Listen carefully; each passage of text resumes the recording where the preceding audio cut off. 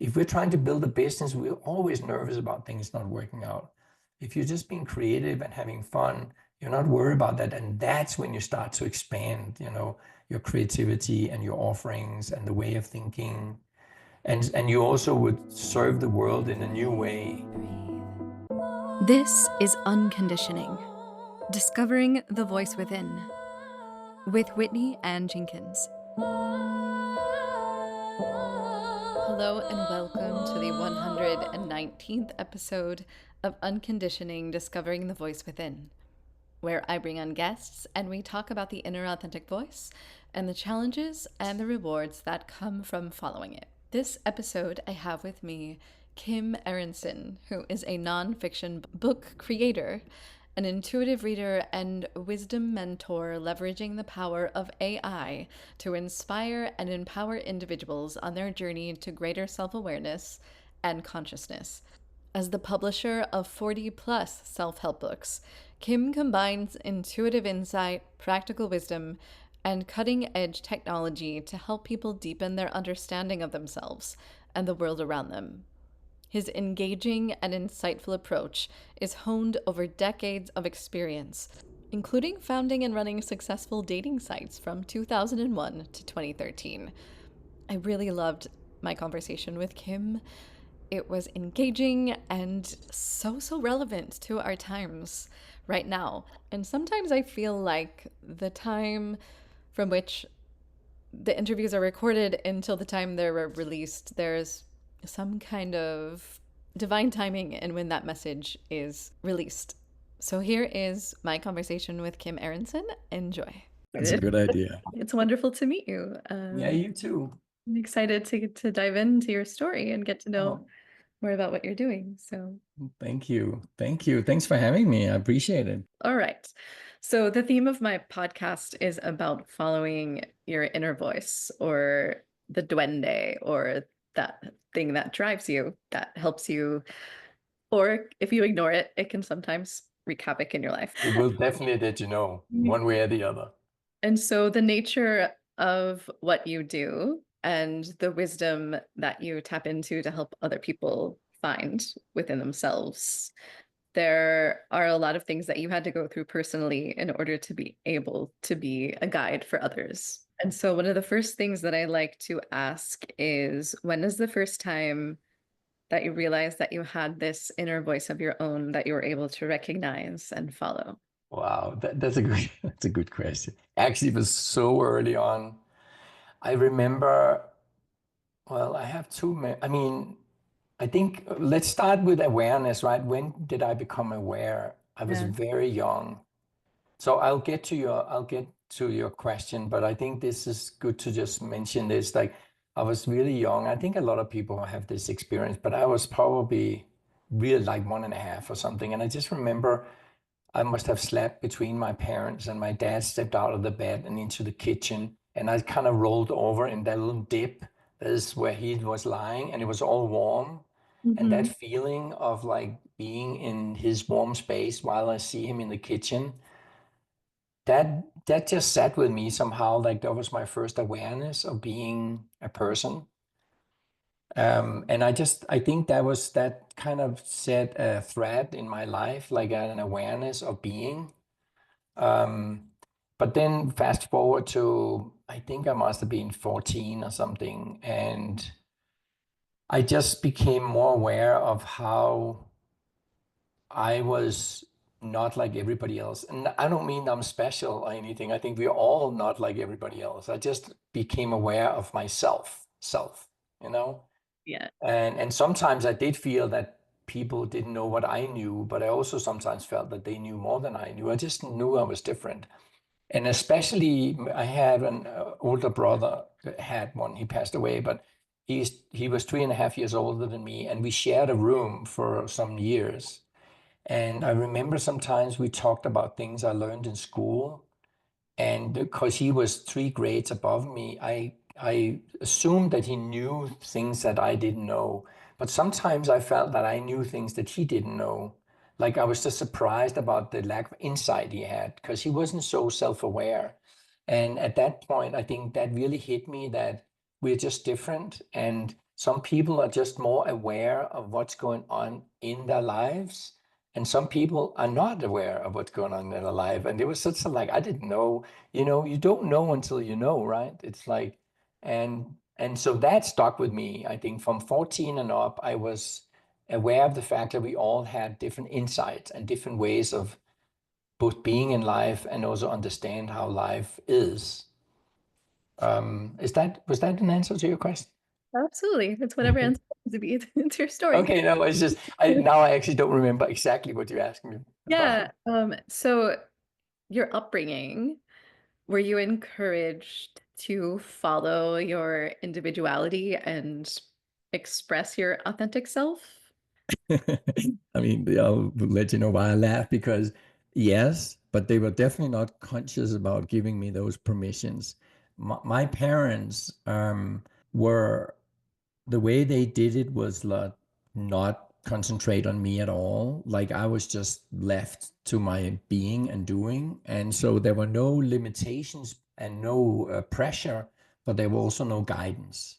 Gotcha. And so I bounced around figuring out everything myself. I moved out of my parents' house when I was 16, and and with me and my brother, we just we could you can see how leaving kids to their own accord can go in different directions. And my brother went in a whole different direction than I did, and didn't survive that direction, but I did. And it was just, I think we just came into this life with different awareness and different capabilities. And yeah, so yes, my parents, unknowingly to them, supported me in being myself. And so early on, I did start to feel who I was. I think mostly because I was just part of why I came into this life. It was just, and again, I feel lucky in that way because um, I survived. My brother passed away of alcoholism and I didn't, so that was good. Were you aware or brought up with any influence of religion or spirituality growing up? No, not at all. So I grew up in Copenhagen in Denmark, and the culture in Denmark is it's traditions. So it's not religious, but lots of traditions. But that also kind of keeps tradition kind of keeps I think a barrier between spiritual insights or religious insights because you have a structure that you feel comfortable with, but there's no depth to it. Yeah. And so no, not at all. And but I got into psychology pretty early. Already there at 16 or something, I started to read books about people's body language. I remember the first book I read about, and what it said about if you go to a park and you sit in the middle of the bench, you're probably more likely to not want any company than if you're sitting in the side of the bench. And as a 16-year-old, I found that so fascinating. And so that just started my whole inquiry about why are we here and what are we doing and how are we acting and stuff like that. Yeah. What prompted you to leave your home at 16? Like, where did you go from there? Well, actually, my parents separated, and I moved in with my mom. But they never really divorced. They didn't divorce. They loved each other. So my dad kept coming and visiting, and eventually he wanted to move in, and I was actually more than happy to move out. So I found, and I also dropped out of school. I'm dyslexic and had a really hard time being in school. So I dropped out of school and I got a job working at a post office like my dad. And yeah, so that's really what happened. It was a practical arrangement, but it was also, I wouldn't say it was, I mean, it was what I did and I was happy with it, but if I grew up with other parents, I would have loved to stay at home, but I didn't. So yeah, Yeah. circumstances. Okay. So you were interested in psychology. So that was something that was like a draw to you and Yeah. working at the post office. What was your job like at the post office? Did it allow you to have time to think there? Was it a mindless job? That was a crunch time for me, if I can say it that way. It was really hard, really hard. I cried, I would say almost every day. I was so lost. Coming from being in a school system where you have friends and you have teachers, and I was just left to myself working with all these adults.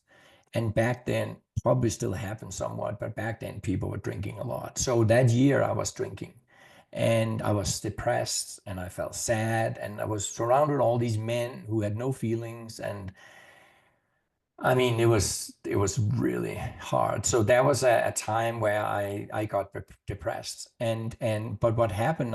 This is how I got saved. Um, so I wasn't feeling good. I've been there for a year, and I was drinking, and it wasn't good. And then I saw two adults walking with like maybe eight kids on the street, like an adult in the front, an adult in the back, and then the eight kids in the middle. And as soon as I saw that on the street, I'm like, I want to do that. I didn't even know what it was.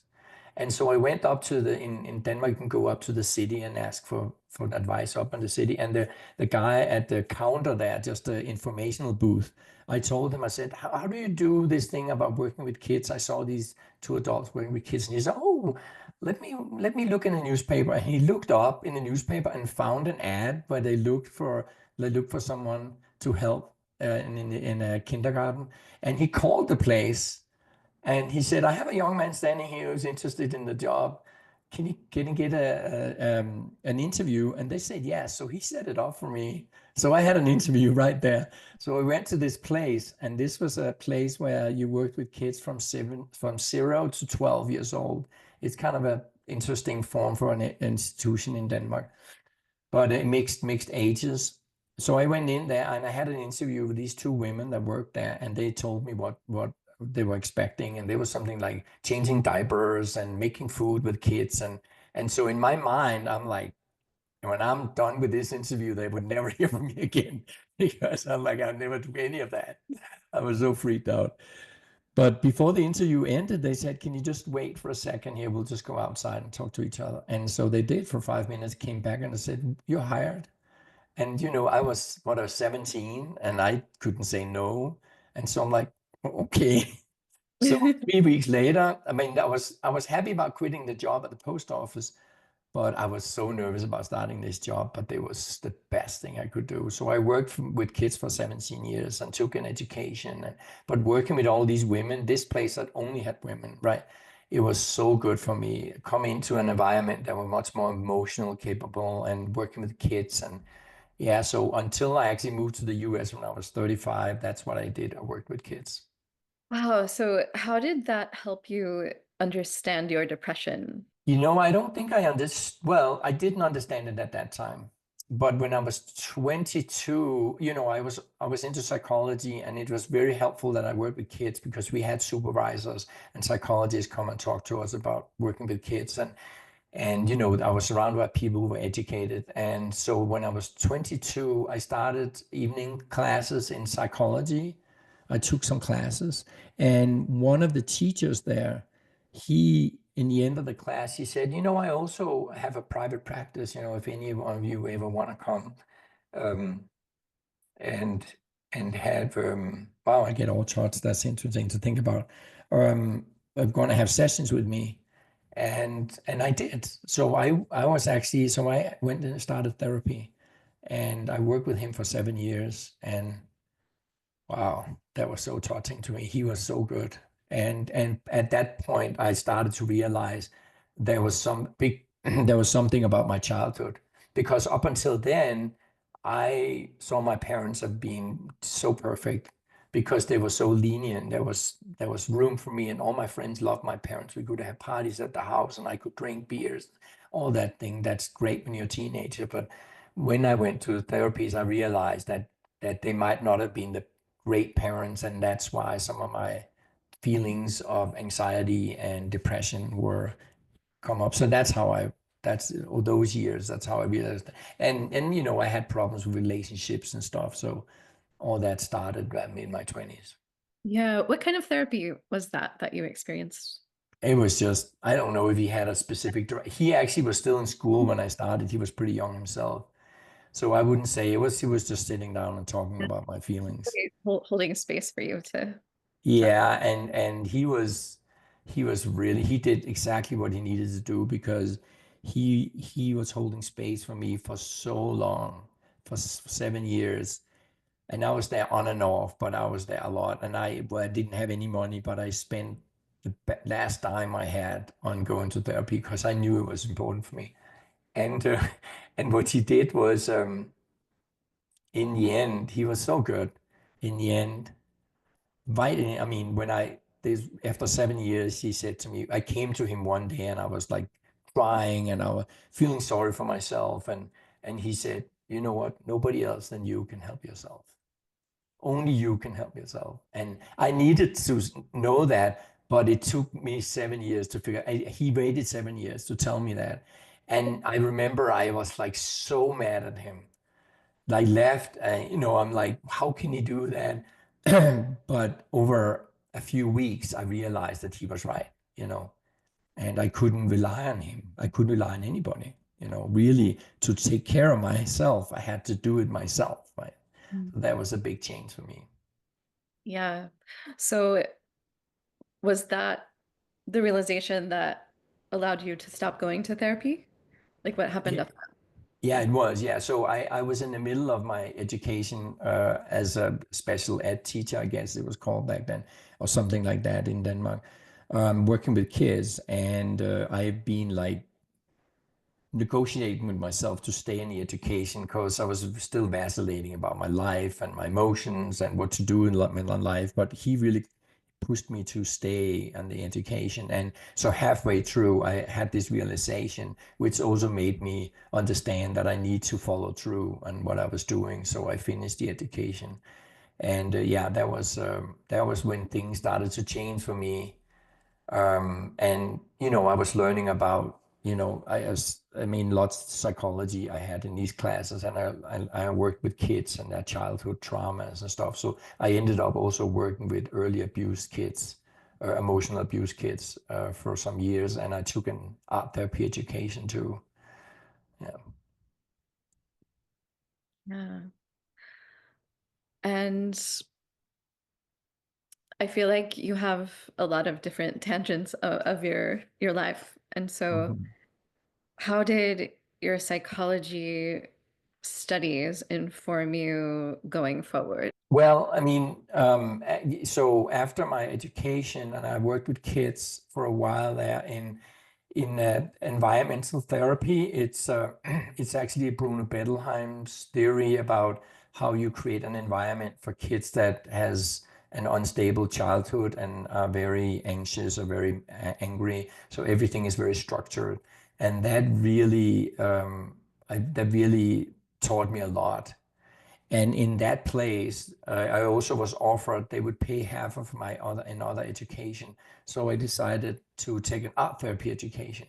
And in that education, I learned, and it was Jungian based, so I learned much more spirituality. And that's really and I was close to 30, so it was a time where things were changing for me. And I just learned a lot. And that's actually how I met my now ex-wife. But she's an American, and this was in Denmark, but we met at the therapy education. Also, a lot of things changed for me, and so I became much more aware of, that not only therapy, but also and psychology, but also spirituality, and also my ex-wife is a therapist and very wise, and meeting her and going to that education really changed the way I thought about life. So I would say that really was the second phase of my life. Yeah. Yeah.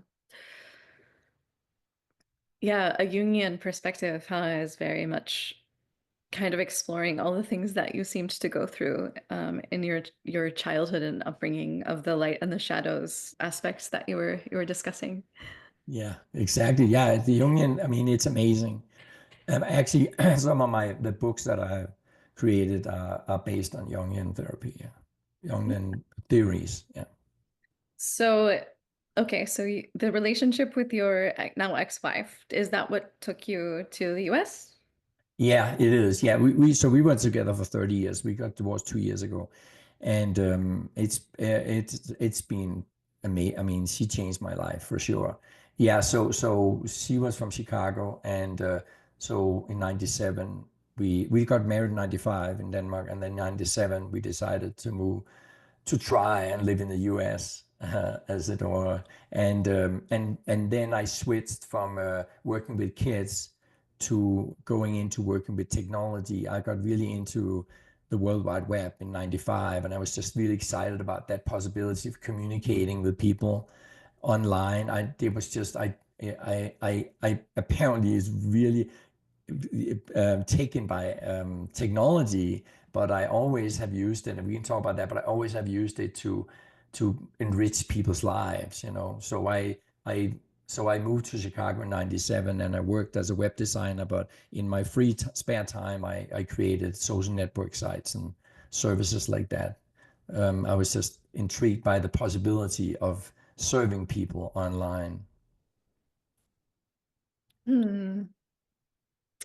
So that was like at the start of of the Yeah. interweb. Yes, it Yeah. was. How did you see your connection with psychology with technology? Yeah. Well, I mean, for technology, it's just a tool for me. It just happened that I just have a natural knack for understanding technology in some ways. I mean, literally to the point where, and I'm not saying this lightly, but I can go into a room and people have problems with a computer, and me stepping closer to them just fix things. Like so many times it happened that things just, it didn't work before, and now you're here and it works. You know, you can ask my ex. I was just over there yesterday and helping her with things, and it happens a lot. So it comes natural to me. I didn't know that, but it's just the way it works for me. Not that I'm, yeah, anyway, it's just so for me it's a tool. And it helps in many ways. It helps to connect people. It helps to for you to express yourself. And but the real, and I guess we'll talk about that later, but the real connection actually come now that AI is out, where I really can see the connection between, which I always had a feeling about, what's inside us, like from our skin and in, is exactly mirroring what's outside of us. So everything that's happening outside our body, if we look at it, we just know that we're looking at ourselves, right? So for me, I think the beginning of the World Wide Web and technology was just that I had this need and wants to communicate with people and to connect people. So that's how I ended up having, a social network website, and I ended up having a dating site and stuff like that. It was just kind of, it happened, and but it always was about connecting people and making communities, which is a passion of mine, or just a natural way of being. Yeah. How did that transform over time for you? Because you entered that phase like Yeah, at the beginning, yeah, and how did that evolve for you? yeah. Well, so in '99, I one of the things, I had a social network website in Denmark, and a part of that social network website, I had a little area. So this is early on. This is '98, and where I created a little dating place where people could meet a soulmate. I didn't think much about it. I was just part of the offering. I had all kinds of other things. People create their own websites, and I had experts answering questions and stuff. So the dating area wasn't a soulmate. It wasn't special for me. It was just a part of what I did. But that part grew really fast. So in '99, I separated it out to be its own website in Denmark, and it grew really fast and became one of the biggest dating sites in Denmark. And so I mean, I was in the US, so I also started a few dating sites over here. Um, and uh, and so it all translated into me working with, so I had the dating site for 13 years, and so that was my main. I mean, all my income and all my energy went into that for many years, and it created also a lot of freedom, because eventually I didn't work much. I had people working for me, so when I had my daughter in 2003, I could spend a lot of time with her, like all day. And so, but I realized that how powerful it can be to create something, because I have thousands of people who met each other and have created families because of what I have created. And so, and then I started to get into, I was always into photography, but then I started to actually play around with doing videos. I like storytelling. So in 2005, I bought a little camera and I started filming myself, and way before that was in. Um, and eventually I actually ended up creating a video production company because I really liked doing videos. Something I did a little bit in the early 90s. And yeah, so that way I started to do storytelling and do short films and stuff Yeah. like that.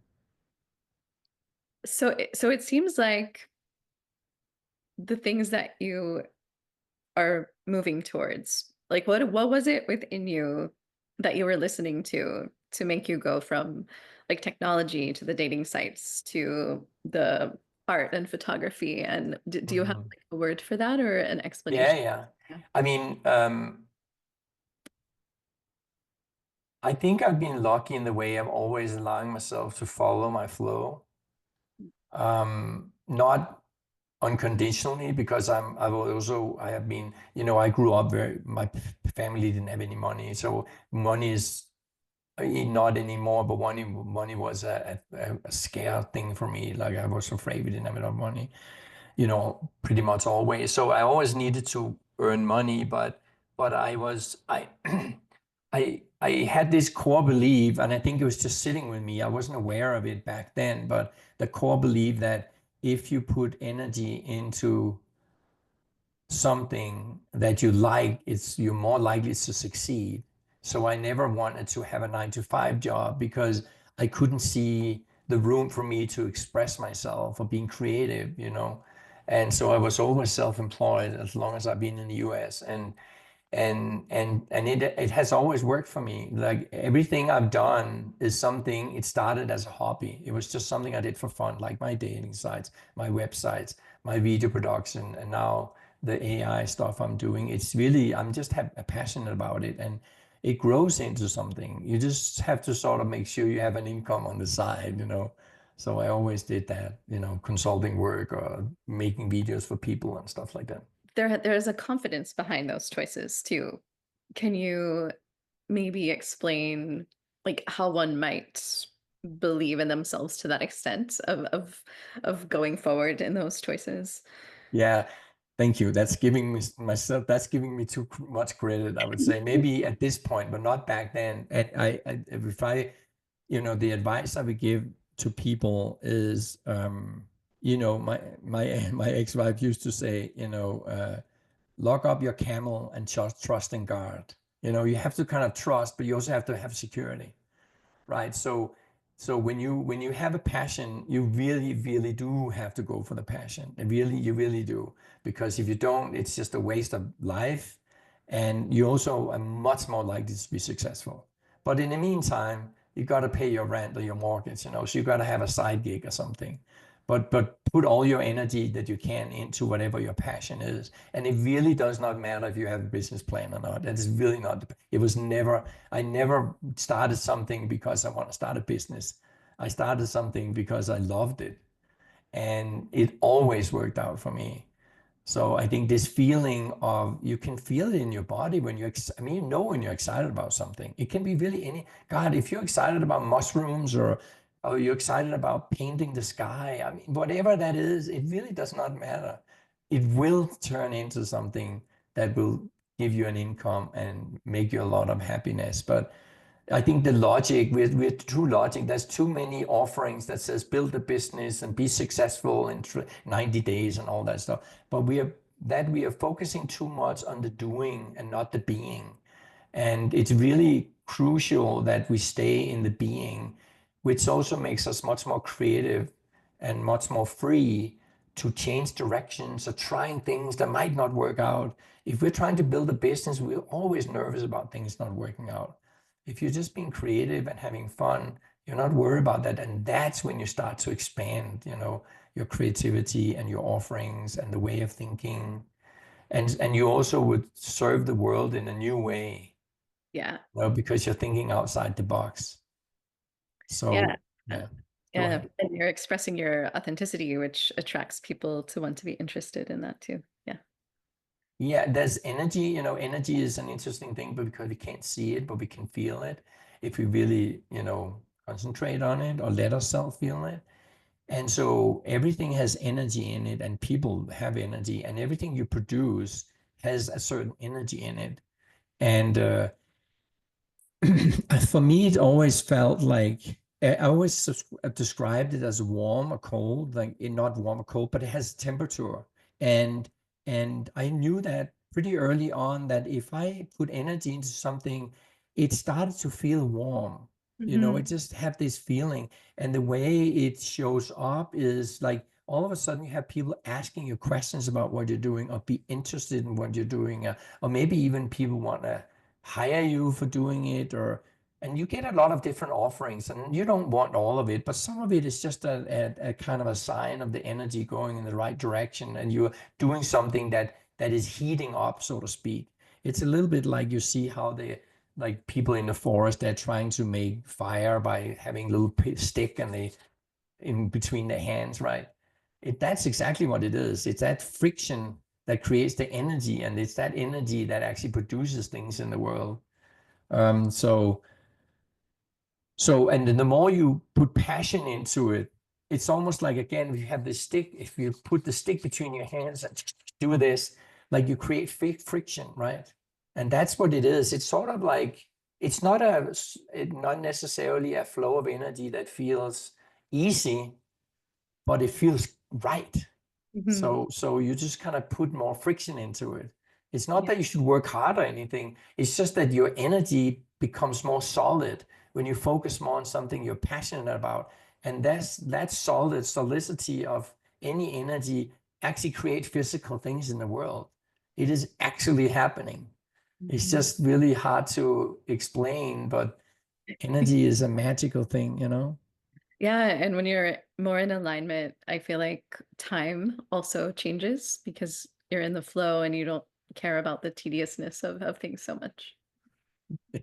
That's so true. God, yeah, time just flies when you're sitting there. But we also know that, right? We know that if we're on a train ride or flying somewhere, or even in the car, all of a sudden, and especially in the car, I think sometimes, how did I get here? I'm like, oh my God, I was just thinking about something, and you're just caught up in your own. And Mhm. that's friction, right? That's how friction is. It's like you're not 100% there because you're just in some kind of a flow. And it's not to expect that you are that 100% of the time. You're definitely not. And that's another thing that you get in flow by actually overcoming obstacles. There will be lots of obstacles, and a lot of these obstacles, especially in the beginning. And I think that's really important. Like if you have an idea and you say, "Oh, I'm passionate about this," and you lean into it, you will have obstacles in the beginning. The universe really wants to show the universe wants you to show that you're serious about this. And it's not like a test. It's just that because you're kind of this is like a membrane. It's not a membrane, or do you call it? It's like you're pushing through your own limitations, right? And that's why friction shows up, because it just wants to make sure you want to be born, right? It's like, and so right in the beginning, your computer crashes, or you lose something that they were very valuable to you. People say, that's never going to work out," or something, and that's just that's just you being tested in the way of, do you really want to do this? And that's really the important. But once you push through that, you have much more flow to create friction. Yeah. I have a question for you based on flow and technology, Yeah, because I feel like, and especially with things like dating apps, which yeah, you're at the advent of, yeah. um, I feel like people can get into a flow that might not necessarily be a positive one for them, and almost escaping into and not being conscious of what they're doing. Yeah, that's not the flow I was talking about, but that is definitely I don't know, would call it a flow. It's more like it's almost the difference between moving going forward and moving backwards, right? Yeah. I mean, when you move forward, you have some clarity. At least you have an opportunity to see where you're going. You face the music, so to speak, right? The life, yeah. You run into obstacles. Oh, you can see it, and you push through it because I told you to. You just keep doing it, and you are clear. You are obvious. You are conscious because you're moving forward, right? What you're talking about is going backwards, right? That's all the thing you can't see. You're pushing through a obstacle because you have the eyes in your back, right? And you sort of are moving away from the energy that you were supposed to go towards. And so it's unconsciousness. You have blind spots, and it also there's a lot of fear because just the fact that you're moving backwards, you don't know if you're falling down a hill, right? You don't see anything. You're just moving away from something. So I think that's a good analogy for what you're talking about is it's the opposite of flow. Unless you meant it in another way, but I see that as fear, right? And that's the point where your best option is to not move at all, right? Hmm. Because if you stand still, if you're not sure, not going forward, then stand still and sit with that. Another thing about standing still is we think that we have to go and get things, but if you're centering yourself, even if you're nervous, if you stay long enough, the world is moving around you and Yeah. things are coming, passing by you all the time. You don't Mhm. have to go and find it. So if you're not sure where to go, just sit still and center yourself. Things will happen. Yeah, I think this is a really good segue into AI and technology and how it is a neutral tool that can be used for enhancement of what you're doing, whether that be a positive or a negative thing. Yeah. And I think that you probably work with that. Would you like to to share your? Yeah, no, totally. I mean, I think that's with many things. The tool, it can be in a hammer. You can use for different things. You can kill a person, or you can hammer a nail Yeah. into the wall, right? And uh, and so with AI, it's a much more advanced tool, right? We haven't even. My sense of it is that we haven't even scratched the surface, and it's not because of AI is getting more advanced, which it is, but it's also because we are learning what it actually can do, and that's sort of where I'm at right now, having played around with this for a year. And talked about earlier, that AI is just a reflection of our own depth, right? It actually helps us to understand how much there's inside us, right? We think, oh, we're going to go to AI and we're going to type something in and we're going to get all this information, and that's so amazing, which it is. But the truth is that we have all of that information inside us. Otherwise, it wouldn't exist outside. Anyway, so that's important to know. What was your question?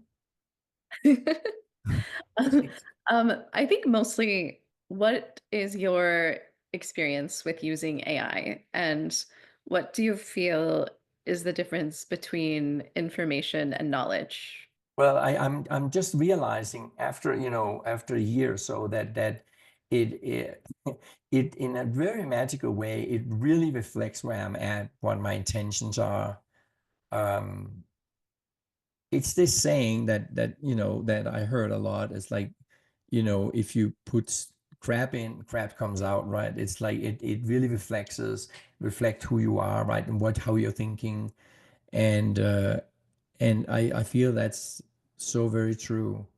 And so I guess it's a mirroring of my own capabilities, not as a intellectual writer, because I'm just dyslexic. I don't spell very well. I'm not an intellectual person. I'm an emotional and an intuitive person, right? So what but the AI is perfect for that, because AI doesn't matter. It doesn't care if I spell things right. It really doesn't. It never said, I don't understand what you're saying. It understands me fine for some reason. I don't know why that is, but I also have a certain amount of wisdom. So I can, what we're talking about here, I can ask questions about that, and I can keep asking questions. Like you're asking really good questions, and it's really helpful. That's part of why I am on these podcasts, because I really love the questions. It made me think. And the same does AI. When I ask it something and it respond back, it's a way for me to communicate and learn more about myself. And with the books I've been creating with AI, I've learned so much myself, you know, creating my own material to learn from. And so the difference between, what did you say, difference between information And and knowledge. knowledge? Well, I mean, I don't know. I dare to say that I don't think there's any difference. The truth is that if you're wise, you make information into knowledge. It depends on how you consume it, because the truth is that everything we see outside ourselves is information, but it's also knowledge about us, because everything we experience is projection, right? You have your own glasses on, you see it through your whatever glasses or whatever eyes you have on, right? So it's like, or however you sense the world. So there is really no distinction in that way. But I know what you're asking about, and I think I know what you're asking about. And again, with AI, it's so wonderful because it doesn't give you anything unless you put something in there, right? So you decide what you want back. So if you're asking, what's the best way to fly to Africa, they will, that's information, right? There's not much wisdom in that. So that's the difference between you asking a question that's very practical, I guess, and you get that back. Or you can ask, what's the best way for me to be more self-conscious while I'm flying to Africa, right? Mhm. And that Right. will give you, that's one of the books I created, was like, how do you become conscious when you're driving in traffic? Oh, You wow. know, because why not? You're spending time in traffic. Why not use that opportunity to raise your consciousness? Right. So the intuition that you talk about is a form of energy, I would describe, perhaps, Hmm. that is Hmm. driving you forward. And Hmm. by interacting with the AI, because it's your energy, it is Hmm. interacting with energy that you're inserting and giving you Yeah, back the energy. yeah, yeah. Yeah. I'm reading a book right now. I can't remember his name, but he wrote a book about Chat GTP and TPT, and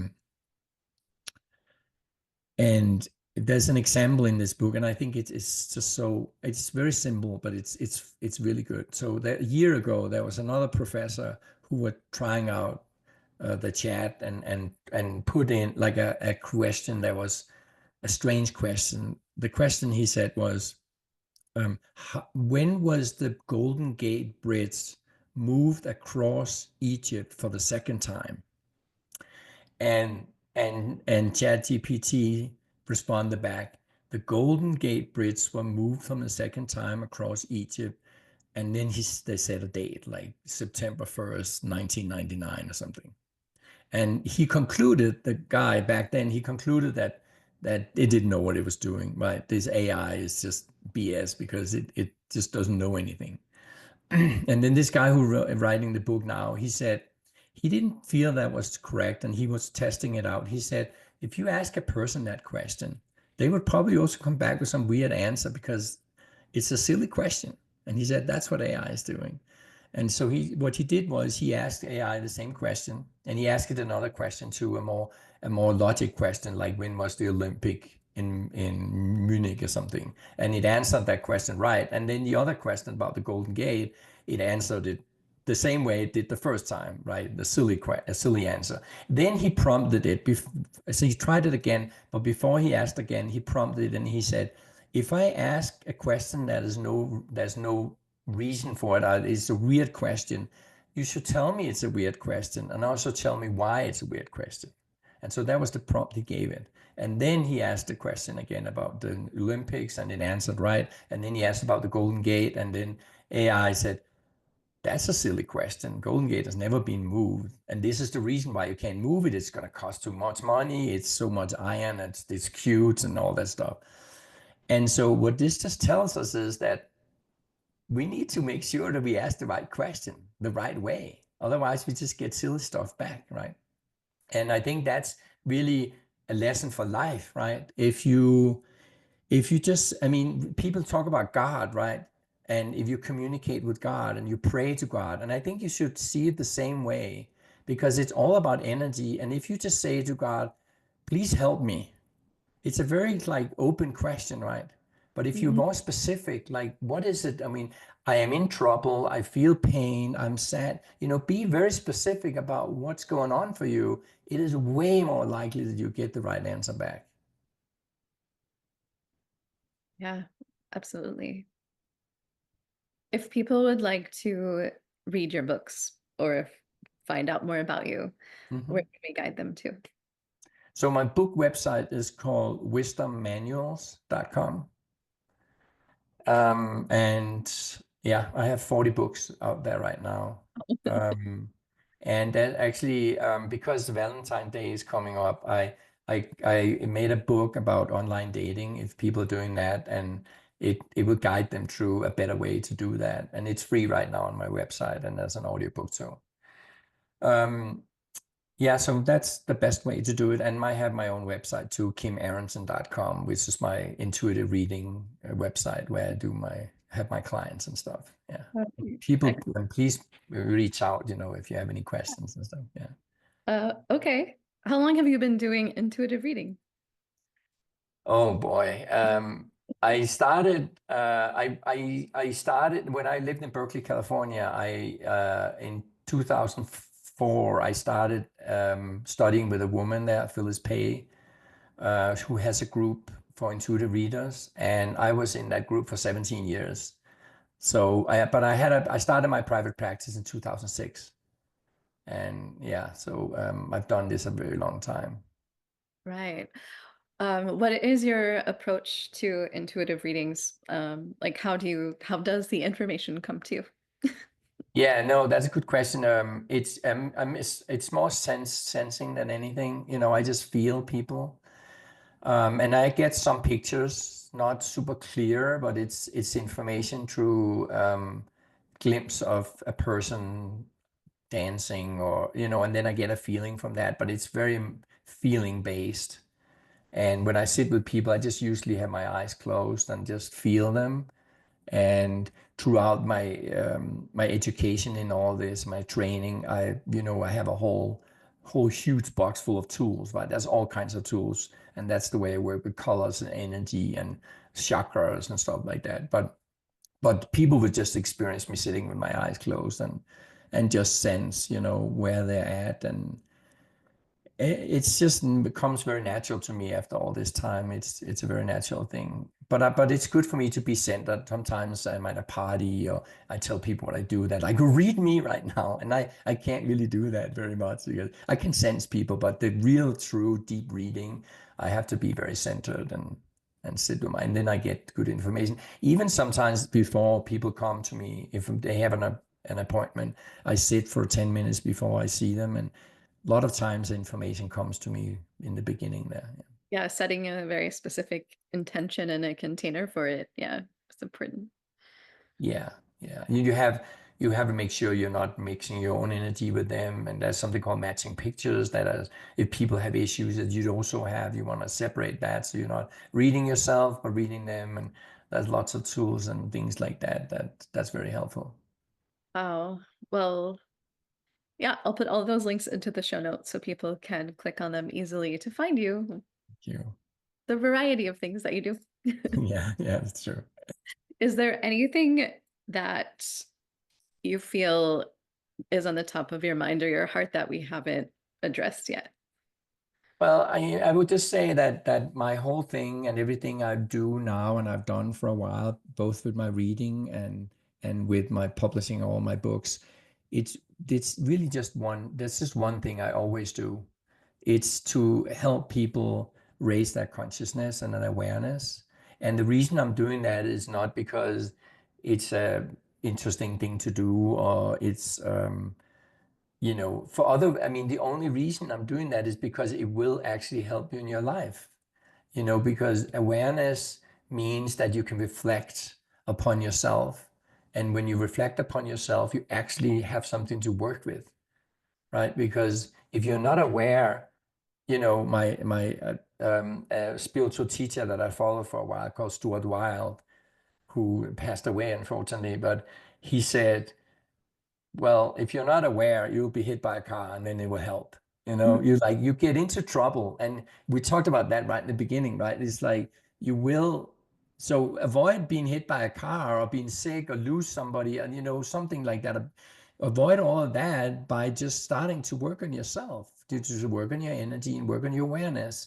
And so that is really, I would say if people would take anything away from this experience or this talk, is that awareness is just a matter of reflecting over your outer world, what is happening, synchronicity and experiences, just being aware of that and see it as a mirroring of who you are inside, for good and for bad.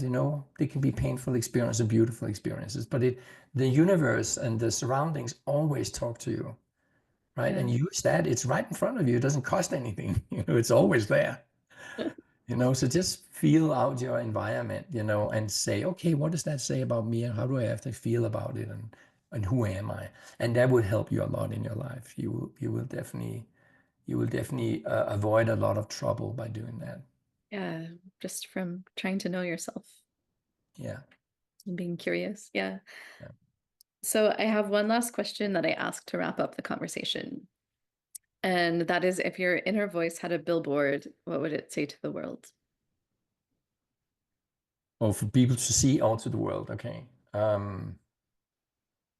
Well, I mean, as I just said, be aware, just be aware. Yeah. Yeah. Yep. Sums it up. Yeah, exactly. Well, thank you so much for your time and your wisdom. I really appreciate you joining me. Well, thank you so much for having me. You're a beautiful soul. I can feel that. And I really appreciate your questions. Thank you so much. Thank you so much for joining me this week. If you're listening and you like what you hear, please consider subscribing and rating this podcast, as it really helps get this podcast out to other people who might be interested in hearing it but don't know about it yet. And also, if you'd like to contact me or reach me, you can reach me at unconditioningpodcast@gmail.com or unconditioningpodcast on Instagram. Thank you so much, and until next time, stay tuned in to you.